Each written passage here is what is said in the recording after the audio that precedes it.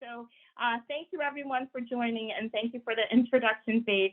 I'm Lisa Holloway. I work for Kendall Corporation, and I'm excited to be here to talk about Medicare.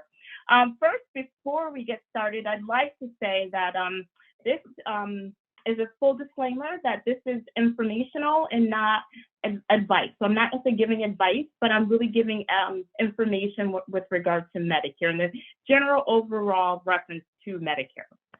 So welcome to this conversation. We'll have a quaint conversation, like a fireside chat, on Zoom. So I'm going to share my screen right now, and just bear with me 1 second. Okay, I'm going to share.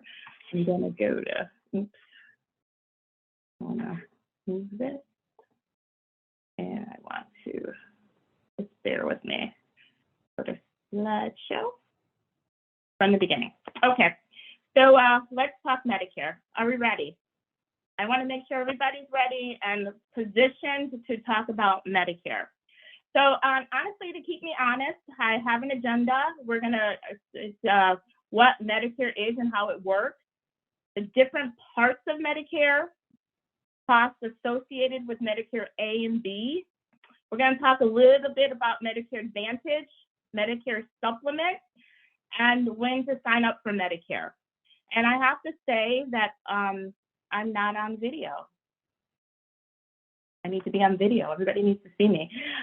When I'm, if I talk too fast, please just let me know and I'll definitely slow down. But this is a pretty big, broad topic, and it affects most of us, if not all. So this is what we're gonna talk about in my short time with you, and here we go.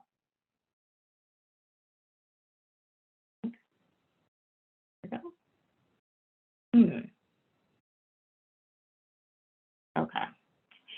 So Medicare, Title 18, and forgive me if most of you already know this, just bear with me, of the Social Security Act of 1965. So age 65 is when most folks who are U.S. citizens or permanent legal residents who are eligible for Social Security or railroad retirement benefits. So most of us are eligible for Medicare, this Title 18 at age 65. However, there are folks who are under 65 who are also eligible, and those are folks who are entitled to Social Security disability benefits or have end-stage renal disease or Lou Gehrig's disease, also known as ALS. Medicare is the largest health insurance provider. Just remember that. Medicare is the largest health insurance provider. Okay. So does anyone want to take a guess? You can use the chat box to the number of the parts of Medicare plan, like the parts in the Medicare plan. How many parts do you think it has? Anyone want to take a guess? I just want to, keep everyone honest to make sure we're fully engaged as an audience. Anyone want to take a guess? See some guesses coming on. Let's see. Yeah. Oh my goodness, these folks are pretty darn good. Yeah. Thank you everyone for participating. You're absolutely right. There are 4 parts of Medicare, and we're going to talk a little bit about each one of them. There's Medicare Part A, Medicare Part B, Medicare Part C, and D. Now, for Medicare Part A, that's hospital insurance, and we're going to talk a little bit about what that means from a inpatient hospital insurance perspective. And then Medicare Part B is medical insurance. So I have a physician or someone with a stethoscope around their neck, so we can make sure that we differentiate and we understand the difference between Part A, which is inpatient hospital insurance, and then Part B typically covers your doctor's appointments and some of the other ancillary stuff that kind of goes on. And I'll get more specific about what the coverage is under Part B. Okay, so who is covered? So what is covered? Medicare Part A is hospital insurance and, what is covered. So inpatient hospital care, skilled nursing services, hospice care, some home health, and then blood transfusions are covered under Part A. Okay, so for Part A, the premiums are typically free for most people. You or a spouse should have worked or paid into the Social Security tax for at least 10 years or 40 quarters. If you've worked less than that, you would have to pay a premium of $437 per month. There's co-insurance and deductibles that may apply to this Part A benefit. And again, we'll talk a little bit more about that. So what is the deductible? What is co-insurance? The deductible is the amount that you pay for services before the plan starts to share the cost of service. So there's a number, and for Part A, we'll talk about that. That's in the presentation. And then co-insurance is when you pay a percentage of the cost for an item or service. So there's some co-insurance in Part A, and there's also some co-insurance and a deductible in Part B. So again, for the Medicare Part A, the hospital inpatient, there's a $1,484 deductible that has to be met per benefit plan, so per year. And in the hospital, if you have an inpatient hospital stay, days 1 through 60, there isn't any co-insurance. There's no amount that you have to pay, but you do have to meet that deductible first. And then days 61 through 90, there's a $372 co-insurance per day. So if you're in the hospital from 61 to 90, there's that co-insurance. Now, it gets a little tricky because hopefully there wouldn't be an event where someone would need to be in the hospital over the 90 days or past the 90 days, but you do have 60 days of coverage over your lifetime, 60 days that you could use. And that co-insurance gets a little bit higher, $742 per day. And these are 60 lifetime reserve days. Questions or concerns about that? Is that clear? So typically 1 to 60, 0 co-insurance, day 61 to 90, $372 per day. And then if you go from 91 to say maybe 120 days in the hospital, you would pay $742 per day for co-insurance. And after that, those 60 days, those 60 lifetime days are used, remember they're one time, 60 overall days. You could use them at different times.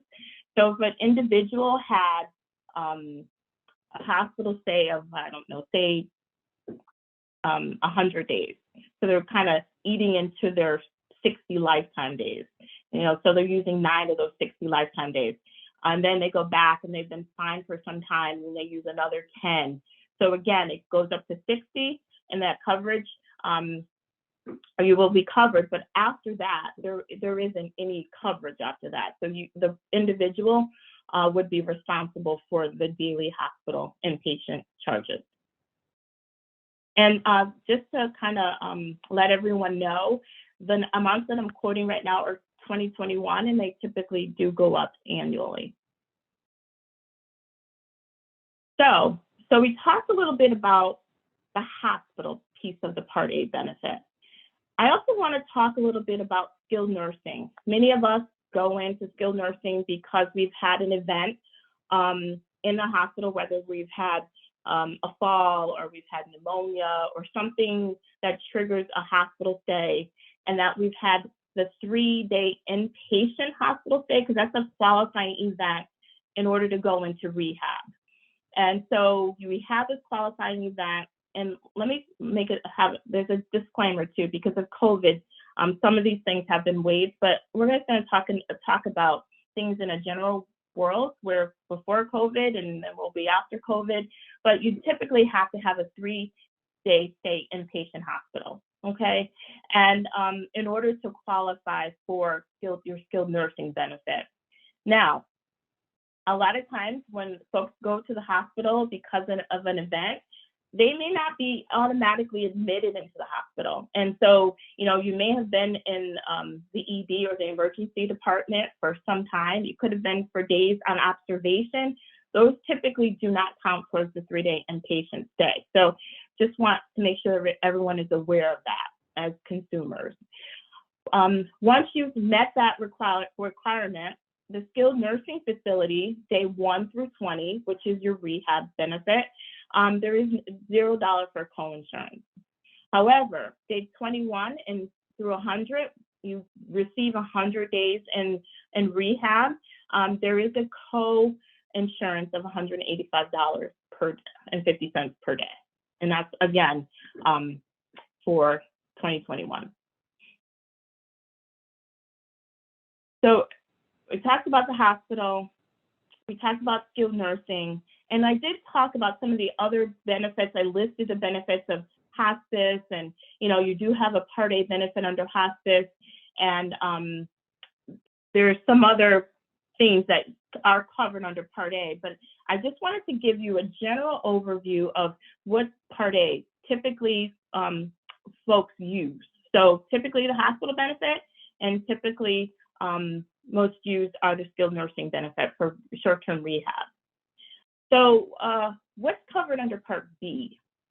So your doctor's visits are covered under Part B. If you're having outpatient surgery or you need some physical therapy, occupational therapy, or any sort of those sort of therapies, those are covered.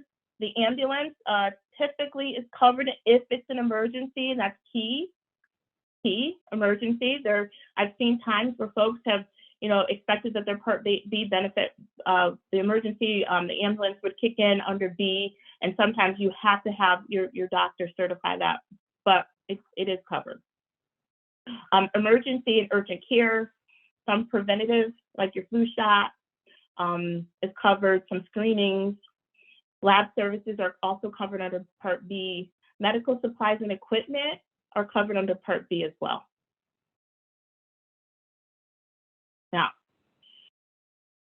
Part B, there's premiums and other costs associated with Part B purely based on income, and I'd like to kind of give that number for, based on income. So the range for Medicare Part B costs are, depending on if you're an individual filing taxes are $88,000 and below, or a joint tax return of $176,000 and below, your typical premium would be $148.50. And the premiums can go as high as, for Part B, is $504.90, and that's for wage earners or tax return filing jointly of $750,000 or above. And that would be a premium that you would have to pay for your Part B. There is an annual deductible right now of $203, and there's a 20% co-insurance. So remember, the deductible is what we pay before the insurance kicks in, and the co-insurance is something that we pay because that's our part of our plan that we're supposed to pay, which is the co-insurance. In Part B, it's 80-20. So Medicare Part B will pay 80%, and the insurer will pay 20%.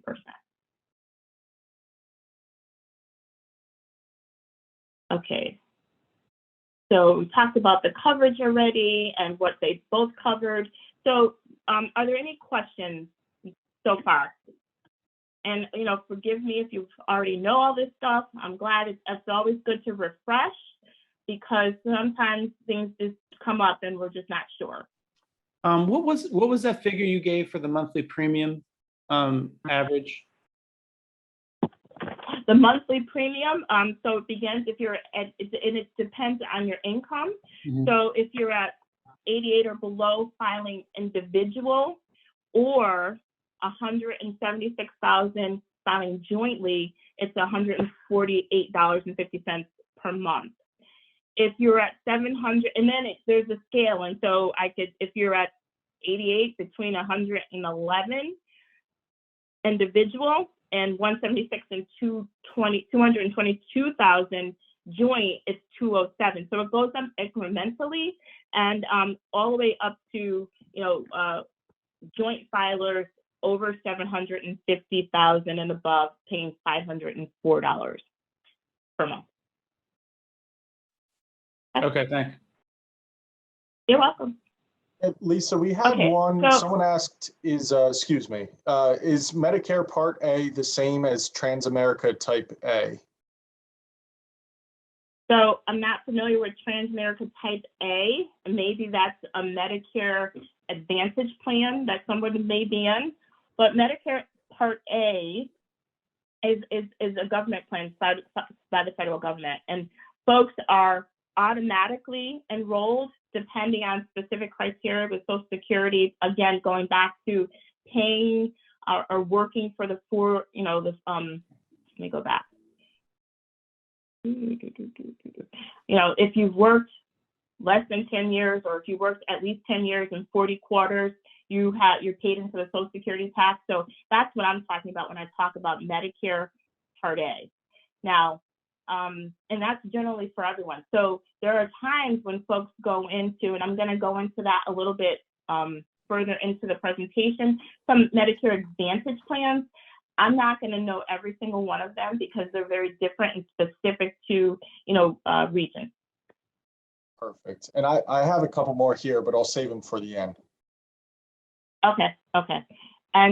So remember, this presentation is very broad in general, specific to Medicare Part A, Part B, Part C, and D. Okay. Let's see. Okay, I went there, going back. All right. Lisa, Okay, I have a question. I'm sorry, I have a question about the scale that you gave on the Medicare Part B premiums. Is that net, or is that gross or net? Those 88,000. It's on your adjusted. I'm sorry. It's on monthly adjusted amount. So it is on your 1040 tax return. It's on the modified adjusted gross income reported. Okay, thank you. Yeah. Okay.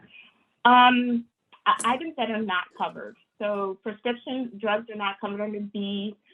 Eye exams and routine vision not covered under B. Gym membership, wellness programs, and it's really important for us to understand that if we're traveling outside the United States, that the coverage is there's no coverage.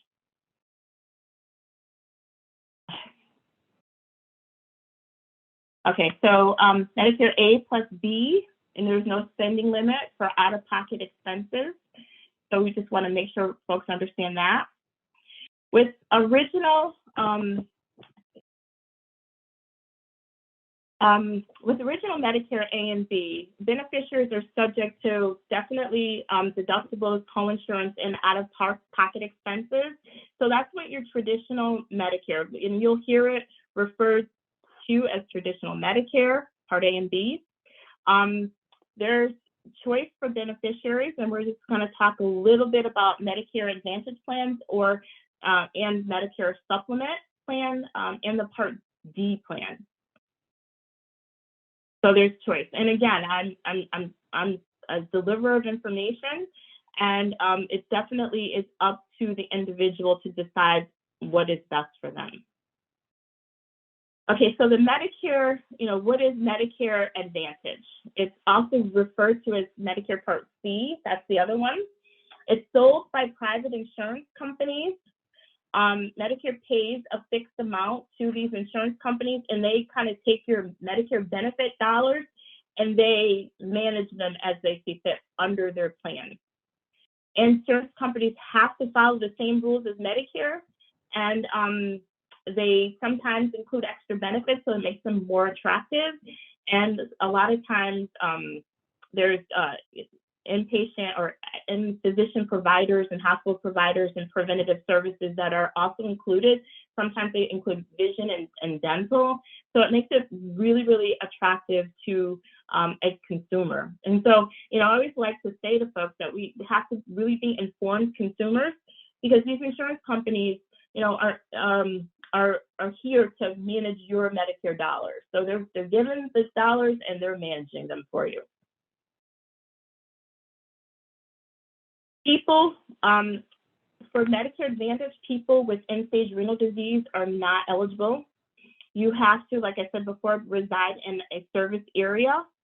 And there are Medicare Advantage plans, they do have yearly out-of-pocket limit on services. So this may be different for each plan. So each plan is really different on how it's managing your dollars. And so if you're, enticed by the dental coverage or the vision coverage, or maybe they cover acupuncture or something else, you just really want to understand, the limits and the out-of-pocket expense that you'll have. Medicare Advantage plans include a Part D component too, so a lot of times that's really attractive. So your prescription drugs would be covered under their plan, under their formulary plan, or could be covered. What is Part D? So coverage began in 2006 for Part D. It was sold and run by Medicare-approved insurance companies, and this is our Part D. So Part C was our Medicare Advantage plans. So we'll talk a little bit more about them. Part D is the prescription piece of it. So really, Medicare is really trying to give a comprehensive way to ensure that folks who use their Medicare benefits have have choice, and also have a choice when it comes to prescription. Part D helps to cover, outpatient prescription drugs, and you can go to your pharmacy. It follows the formulary, and usually the insurance company will have a specific formulary that they're using. Premiums are based on plan. They can, range from nothing to go up to, let's say I have Part D, and again, this was based on income and adjusted gross from $0 per month to $77 per month. So it really depends. And another, so let's see, I just want to make sure I got everything on Part D. So we know it's the Medicare Advantage.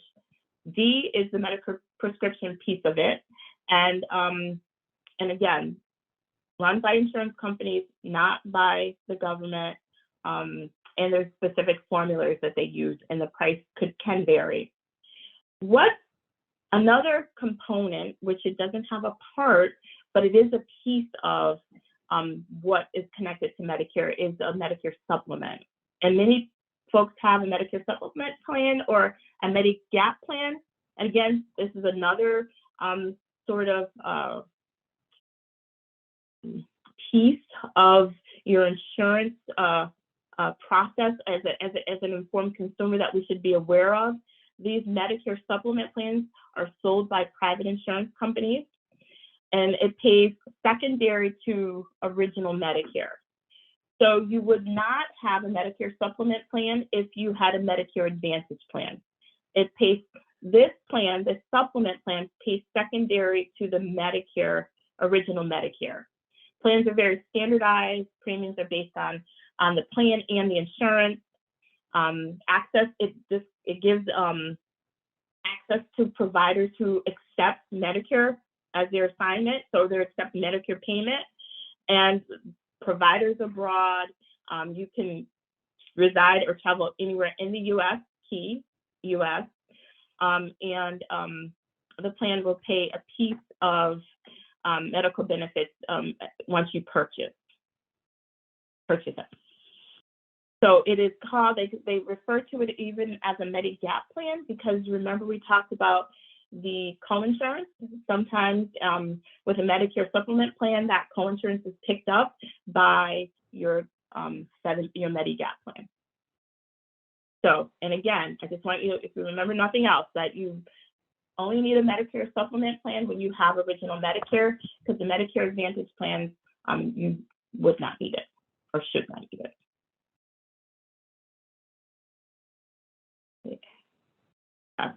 So Medicare enrollment period, this is a great time to have this conversation because we're in our open enrollment period for Medicare, and we're going to talk a little bit about that.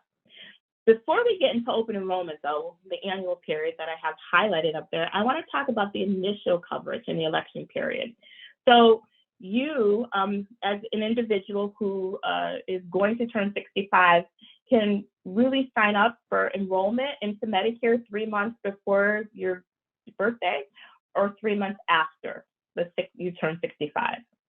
So, and that's called your ICEP, Initial Coverage Election Period. And that period is anytime, but it's really based on your birthday. It's 3 months before or 3 months after. Annual enrollment period, the AEP, is from the 15th of October to December 7th. And this is when you're eligible to do lots of things. This period here gives you the broadest access to make changes.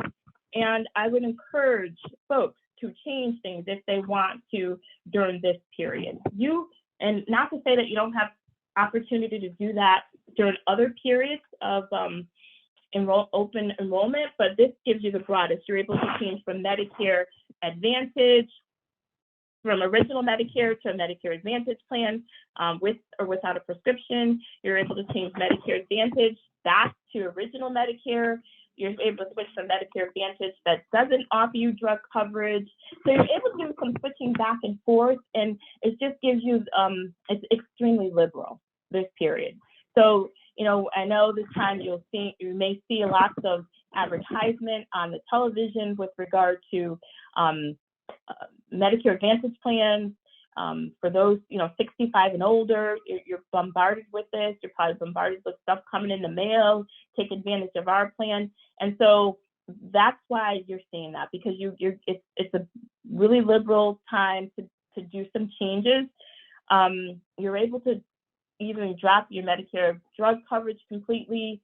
It just gives you lots of choice during this time, and it becomes effective January 1, the changes that you make during this annual enrollment period. However, there may be times when you have some special thing happen. You relocate, you move, you reside in a short-term a facility, a skilled nursing facility. You're working and you lose a coverage. You have a period called an SEP, which is a special election period. So during that time, you're able to, as long as you have this qualifying event, to make changes and then pick up your Medicare coverage. Now, I said that to say that if you say you just said, you know what, I don't want it. I didn't want to sign up for Medicare. I didn't believe I was turning 65, and I think I made a mistake, and I waited, 2 years later, and you decided, well, I want to enroll now. So you passed your birth date, you passed the 3 months, and you just kind of waited and just didn't want that. If you did not sign up for A or B, there is a period of time between January 1st and March 31st where you can begin to sign up for both Part A and Part B, and that benefit coverage, that coverage becomes effective July 1st. I'm not encouraging that. Is probably not the best thing to do, but I'm just making sure that everyone knows their options. If there's someone on the call that didn't sign up and felt that they couldn't, that this January 31st through March 31st is a time for general enrollment period. And that's also part of the special. It's almost an out. So if you didn't do the things that you were supposed to do, then it gives you opportunity to have coverage. Okay, so Medicare, again, Medicare enrollment periods, Medicare Advantage open enrollment periods. which is the MAOEP, which you will see all of this stuff kind of out there, and they abbreviate stuff, but it's simple. Medicare Advantage open enrollment period. You're able to switch from original Medicare and go back to original Medicare. You're only able to make one switch for different Medicare Advantage plans. So, you know, the liberal switching I told you could do in the annual enrollment period, which is 15th through the 7th, that's what you want. If you wait, you're only able to make one switch during this time. It's not as liberal. January 1st through the 31st is not as liberal of a time where to switch when you're using the Medicare Advantage plan. Okay, wow. Hey, I did really quick. Questions? All right, let me see. I have a couple here, and then I can kind of open the floor if we have a little time. So can you enroll but aren't covered before, like until your 65th birthday? So I guess enroll when you're 64 and it takes effect when you're 65. No, so typically you won't be eligible. You're only eligible, your eligibility is 3 months before your 65th birthday. So you can't enroll when you're 64. All right. Let me see. And also, I'm sorry. Oh, no. And I was going to say one other thing is, some folks sometimes, you know, you're not eligible until your 65th birthday for Medicare A and B. Some folks who are eligible for Social Security, so if folks are invoking their Social Security before they're on their 65th birthday, it will automatically enroll them unless you work with the Social Security Administration to say, you know, listen, it will automatically enroll you if you are signing up for Social Security, period. Sorry. Got it. Here's one. Is the Part B income based on current income or past income? It's based on your current adjusted, if you're filing income tax, so your modified adjusted gross reported on your tax return. Got it. How do you find out more about Advantage plans? Do you have any resources or? Sure, I do, and I'm sliding down. Okay, so at first I was gonna hold up my phone and if you go on to your app store on your iPhone, okay, so even if you don't have a phone, you could definitely go to Medicare.gov, and there's all these resources. However, if you have a mobile device and you want to use it, there is an app called, and here it's Medicare.gov. And what I love about this app is that you could put a service in there. So say, I don't know, flu shot. So do you want to know if the flu shot's covered? And it will tell you that it is covered. And it will you know, it will give you your coverage. It will tell you if you want acupuncture. So it really talks about the items and services that are covered. And it's definitely a good resource. And as far as Medicare Advantage plans, so typically Medicare Advantage plans are based on region and locale. So you can definitely go to Medicare.gov to look up Medicare Advantage plans in your region or area.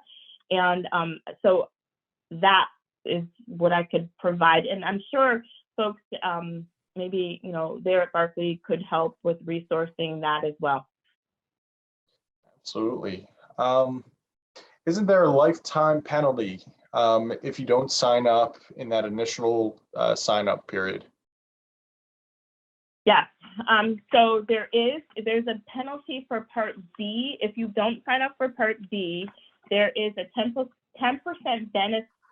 If I could speak, there is a 10% penalty for each 12-month period you could have had Part B. So if you go 12 months, 1 year without it, that's 10%. If you go year 2, that would be 20%.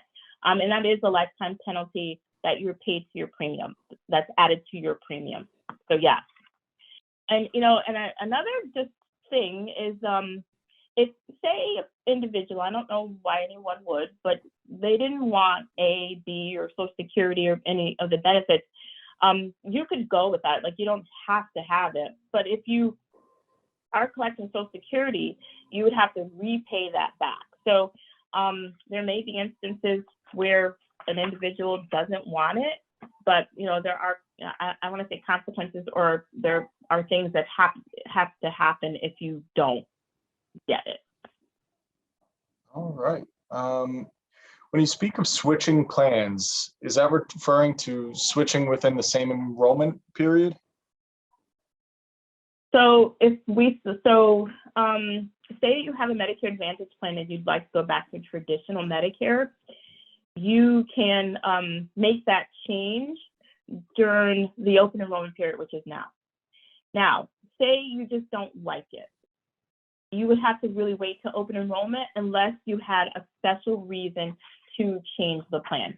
Or if you had, Medicare, original Medicare, and you were enticed through one of the Medicare Advantage plans to, come on and take their coverage, you have to wait until the open enrollment period, or if you have a special situation, if you move or you stop working. All right. And always someone asks before I get the chance to say, can we get a copy of the PowerPoint? I am recording this, so I will shoot this out whenever I get around to editing everything and getting it together. And if Lisa would be so kind, I could even turn the PowerPoint into a PDF and shoot that out as well. Oh, absolutely. Sure. That'd be perfect. Sure. All right. And I'd like to be able to provide the sheet too. So adjusted income. Actually, I have I'll send it to you so they have it. Yep, and I'll format it and do what I got to do so that you'll all receive an email and you'll just have to click a button. We'll make it that easy for you. And wow, we're getting questions piling in. Let me see if I can phrase this. Really? If I sign up after 65 because covered by employer with SEP, I can only sign up January 1st to March 31st, correct? Please explain one by switch to different Advantage plan. Does that make sense? Yeah. So you have to do it. Okay. So if you have a special election period, almost like something happens, like an event happens, like and losing your employer coverage. No, you do not have to wait for open enrollment. You do that when it happens. That is your special election period, and you do it then. Resigning, if you have original Medicare, or if you have a Medicare Advantage plan, and all of a sudden you find yourself residing in a skilled nursing facility and you want to go back to original Medicare or vice versa, you can do that once you move in, and then it becomes effective 30 days following that period. So please, if you don't hear me say anything else, if something happens and you relocate and you move, you don't have, you don't have access to your current plan, or if there's, you're dual eligible, which is Medicare and Medicaid, if you're residing in a nursing home, or if you lose coverage, you can do it right then. You do not have to wait. All right, perfect. Is the 148.5 per month for Part B the fee that is deducted from my monthly Social Security deposit? Yes, correct. All right. If you are on your employer's plan and then retired, will you be able to sign up for Medicare without penalty? Right. So that means you have creditable coverage, and so you can sign up under the special election period. Okay. Let's see. Is Part D the only part of Medicare where you are penalized if you don't sign up? It's Part D and Part B. Part B. Gotcha. B. Got you. All right. The lifetime penalty is 10% of what? 10% of the premium. So right now it would be 10% of 148. $2,850, depending if your adjusted gross income is below $88,000 for individual or below 176 and below for joint. And so it's $148.50. If your income is higher, it would be the highest at $750,000 it'd be $504.50 or $504.90, and it would be 10% of that. And it's for each 12-month period. Perfect. And this is the last one. And I also want to clarify too, I'm sorry, you also have to make sure that you have creditable coverage for your Part D, which is the prescription plan for both. All right. Someone said my income was 2 times in 2020 what it is in 2021. I hope that's what that means, two times. If I signed up for Part B this month, what tax report will they go off of? They'll go up to last year, your from the year prior. Actually, let me clear. As we're 2 years, yeah, so it's the year prior. Okay, well, unless there are any more questions, like I said, everything's recorded. I'll provide the video as well as the PowerPoint and the sheet from Lisa. I want to thank you, Lisa, again for your time. I know this was a very good response for one of our events. I know enrollment's coming up quick. It'll be here before we know it. Yeah, thank you so much. And thanks everybody for attending. Oh, yes, thank you. And I just wanted to make sure that there's a resource that I provided here at Barclays. So if there's any other additional questions, Lori, and I certainly am available as well. My email is lholloway@kcorp.kindle.org. That's perfect. And feel free, call us and bug Lori with anything, any questions you might have, and she'll do her best. Perfect. I'm hoping, is she on the event right now? I'm not sure. Yeah, there she is. She'll appreciate that. But all right. Thank you very much, Lisa, and everybody. Have a great night. Thank you, everyone. And don't forget, make sure you make your changes. Open enrollment. Take care if you need to. All right. Thank you. Bye.